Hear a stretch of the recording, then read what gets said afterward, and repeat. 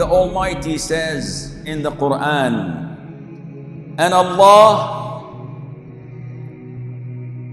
Allah is the one who created you in a state of weakness, then gave you strength after weakness, then after strength gave you weakness and gray hair. He creates what He wills. Servants of Allah, this beautiful ayah, Allah Azza wa Jal summarizes our lives on earth. This life that we at times seem to consider and think that it is endless. However, it is not. And this is the inevitable fact. You are born, you live, and you will die. No one escapes this fate.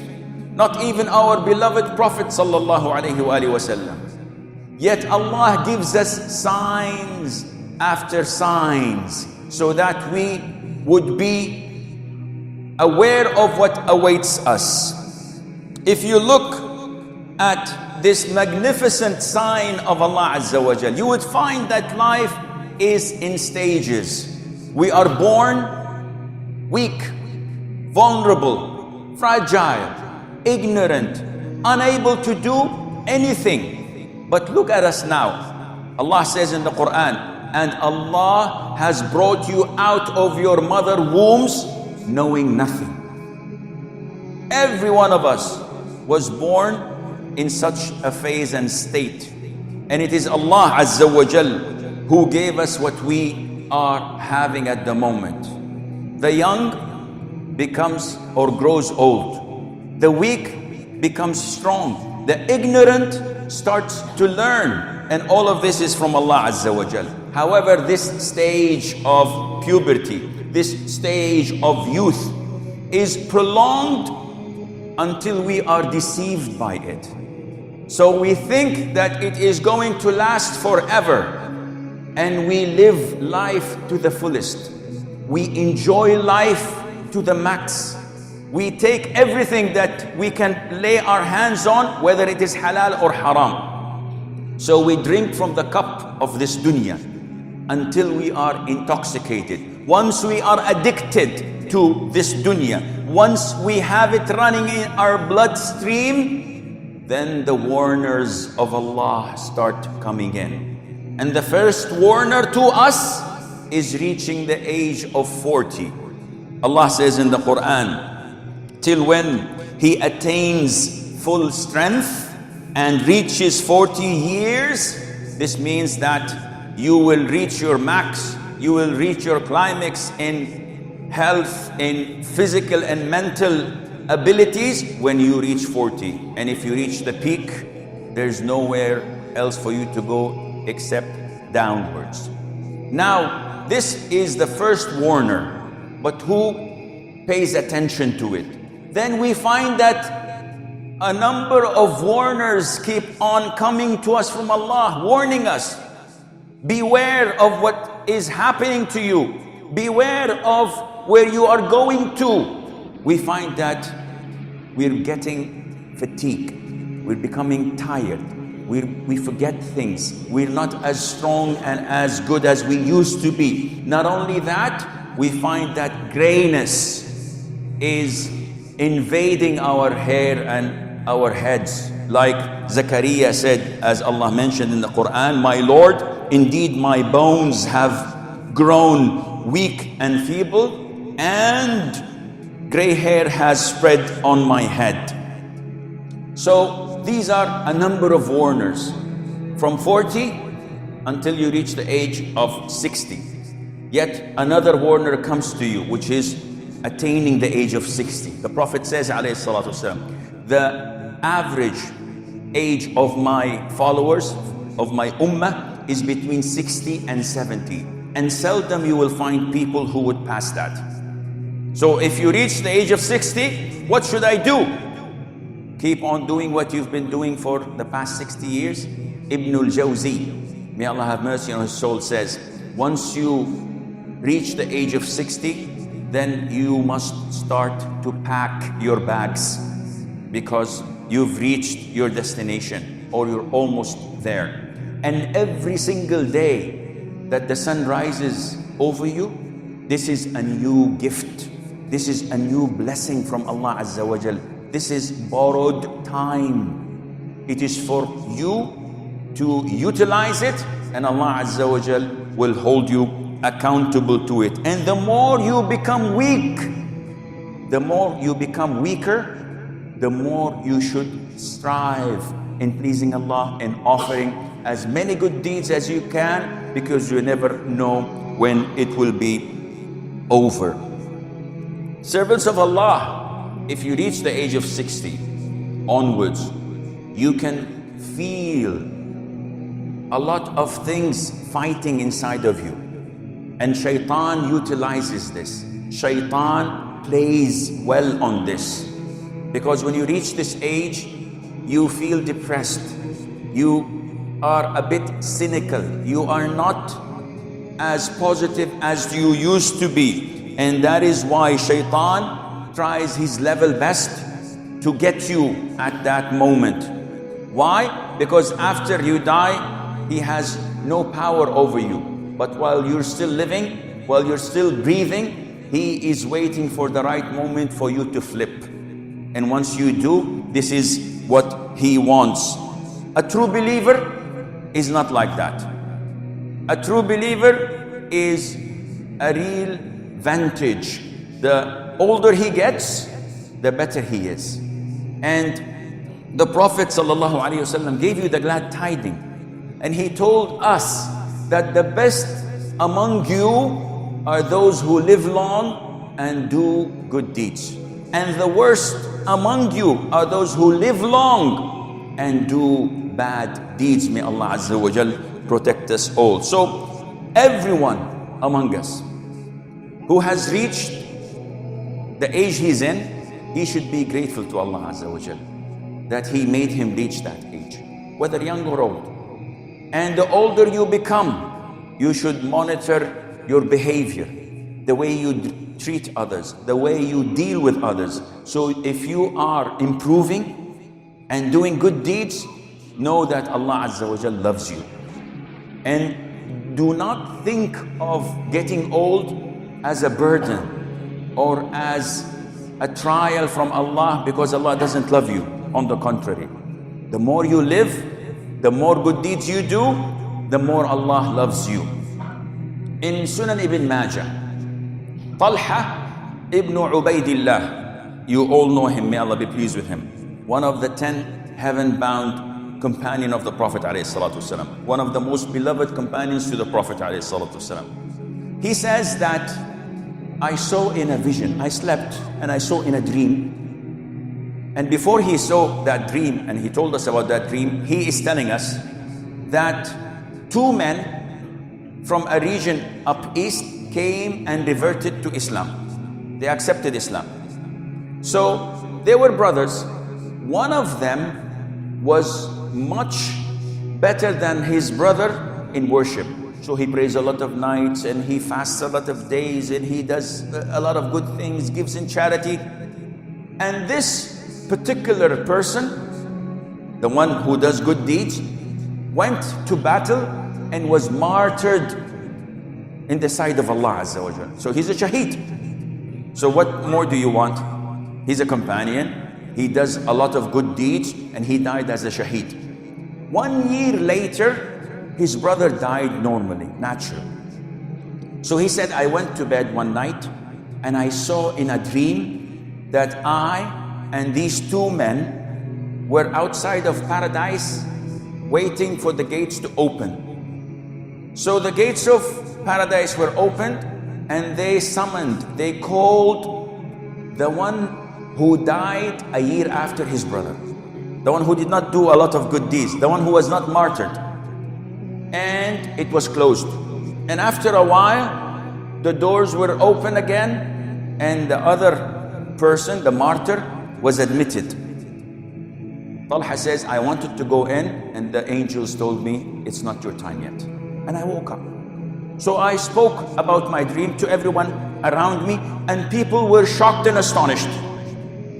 How is it a person who dies as a martyr, and he did so many good deeds, he was much more enthusiastic than his brother, yet his brother is admitted to paradise before him? There's something wrong. And this dream reached the Prophet ﷺ, and he heard what the people were talking about. So he called them and he said, what are you wondering about? They said, "O Prophet of Allah, he dies a year after this martyr, and he didn't do as many good deeds as he did, yet he is admitted to paradise first." So the Prophet said, ﷺ, "How long did he live after him?" And they said, 1 year. He said, "Did he fast Ramadan?" They said, "Yes." "How many days did he fast? How many prayers did he offer? How many prostrations did he give?" "More than the man who was martyred a year ago. By Allah, what's between them is like what's between the heavens and the earth." 1 year of living does the difference between a normal person and a martyr, which indicates that you should value every single minute that you live and consider it as a gift, a blessing, and a favor from Allah. I say what you hear and I seek Allah's forgiveness. So ask Allah Azza wa Jal to forgive me and you as well. A lot of us, when we grow older, we become cynical. We become depressed. We become easily agitated. We become too sensitive.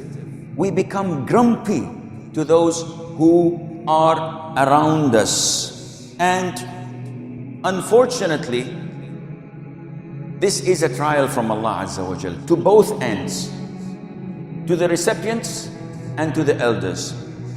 However, Islam, as usual, is the religion of Allah Azza wa Jal, and you have to be proud of that. Islam excels, as usual, in all fields of life.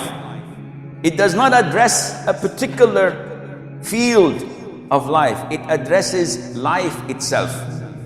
And Islam excels in asking us as Muslims and teaching us as believers how to deal with such a segment of our society. Unlike the disbelieving West or East, who treat them and consider them as insects that should be stepped on, the elders have no reason to live. They've consumed all of their choices. So why are we treating them this well? Why are we doing this and that for them? They should leave. They brought us up, it's their duty. Now they should not ask anything of us. We should not do anything for them. This is not how we do in Islam. Islam honors, Islam values this age where this elder has reached.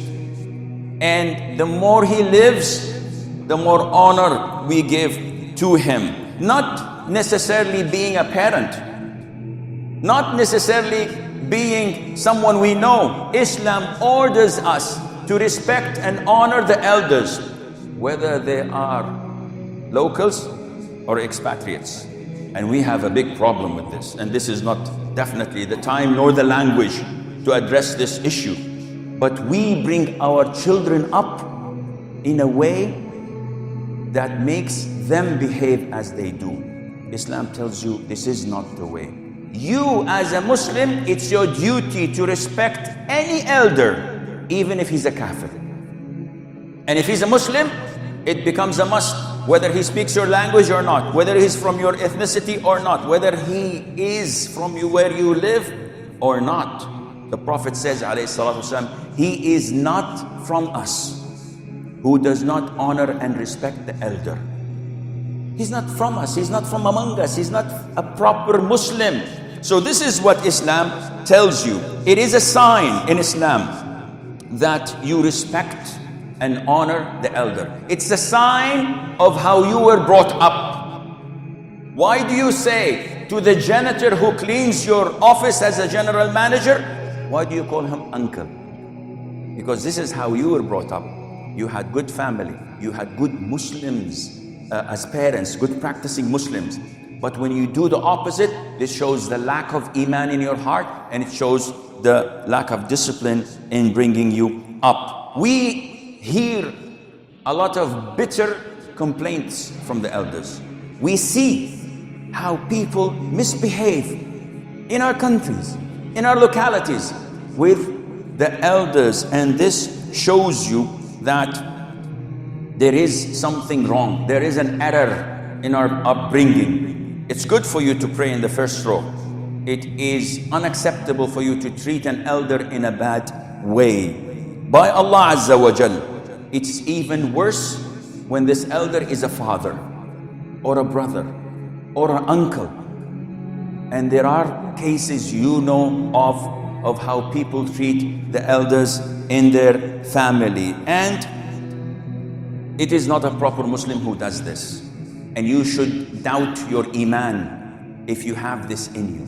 But this has a two-way streaming. So as youngsters, we have to respect the elders. But what about the elders themselves? The elders themselves must have mercy on the youngsters. And they should also not burden those who are around them. So being grumpy, being depressed, being agitated all the time is not a positive thing. This means that you as an elder lack the full trust, dependence and reliance on Allah Azza wa Jalla. You don't have tawakkul. And that is why in ideal societies, in our homes, you find the elders being a beacon of wisdom and experience. The youngsters go to seek knowledge and to seek guidance, and the elders give that willingly and happily. And this is where you have the bond between the Muslims in the Muslim societies and families. The older you get, always remember that Allah loves you, and that's why He's prolonging your age. So try your level best to offer as much as you can of good deeds. I give you the glad tidings to those who are old and become old in Islam. I give you the glad tidings of Allah's forgiveness and of Allah's pleasure, because you have worshipped all these years seeking His forgiveness and seeking His pleasure. And you have to remember that deeds are judged by their conclusion, by their endings.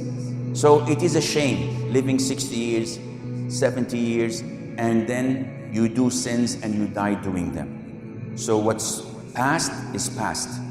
Try your level best to do well, to worship Allah, to be 24/7, giving charity, worshiping Allah, making dhikr, offering prayer on time, being kind to your spouses, your sons and grandchildren, being kind to your neighbors, being a true practicing Muslim.